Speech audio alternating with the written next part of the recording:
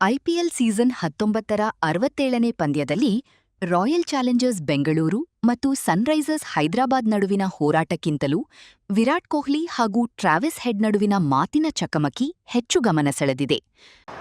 ಮಾತಿನ ಚಕಮಕಿ ನಡೀತಾ ಇದೆ ವಿರಾಟ್ ಹಾಗೂ ಟ್ರಾವಿಸ್ ಹೆಡ್ ನಡುವೆ. ಯಾವಾಗಲೂ ನೀವು ಇಂಪ್ಯಾಕ್ಟ್ ಪ್ಲೇಯರ್ ಆಚೆ ಕೂತಿರ್ತೀರಲ್ಲ, ಬಂದು ಬೌಲಿಂಗ್ ಹಾಕಿ ಅಂತ ಹೇಳ್ದಂಗಿದೆ. ಇನ್ನು ಮುಗಿದಿಲ್ಲ ಗುರು, ಜಿದ್ದಾಜಿದ್ದಿ ನಡೀತಾ ಇದೆ ಈ ಪಂದ್ಯ. ಪಂದ್ಯದಲ್ಲಿ ನಡೆದ ಈ ವಾಕ್ ಸಮರ ಇದೀಗ ಸಾಮಾಜಿಕ ಜಾಲತಾಣಗಳಲ್ಲಿ ಭಾರೀ ಚರ್ಚೆಗೆ ಕಾರಣವಾಗಿದೆ. ಮೊದಲು ಬ್ಯಾಟಿಂಗ್ ಮಾಡಿದ ಹೈದರಾಬಾದ್ ಪರ ಟ್ರಾವಿಸ್ ಹೆಡ್ 26 ರನ್ ಗಳಿಸಿ ರಾಸಿಕ್ ಸಲಾಂ ಎಸೆತಕ್ಕೆ ಬೋಲ್ಡ್ ಆದರು.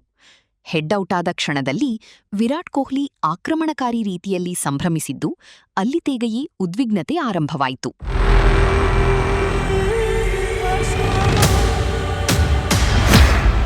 ನಂತರ 256 ರನ್ಗಳ ಬೃಹತ್ ಗುರಿ ಬೆನ್ನತ್ತಿದ ಆರ್ಸಿಬಿ ಪರ ವಿರಾಟ್ ಕೊಹ್ಲಿ ನಿಧಾನಗತಿಯಲ್ಲಿ ಬ್ಯಾಟಿಂಗ್ ಆರಂಭಿಸಿದರು.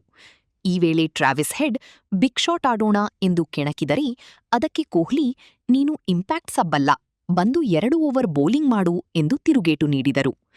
ಈ ಮಾತಿನ ಚಕಮಕಿಯ ನಡುವೆ ಕೊಹ್ಲಿ ಕೇವಲ 15 ರನ್ ಗಳಿಸಿ ಔಟಾದರು. ಪೆವಿಲಿಯನ್ ಕಡೆ ಮರಳುತ್ತಿದ್ದ ಕೊಹ್ಲಿಯನ್ನು ಹೆಡ್ ಮತ್ತಿ ಕಿಚಾಯಿಸಿದ್ದು, ನಾನು ಬೌಲಿಂಗ್ ಮಾಡುವ ಮುನ್ನವೇ ನೀನು ಔಟಾಗಿ ಹೋದೆ ಎಂದು ಹೇಳಿದ್ದಾರೆ.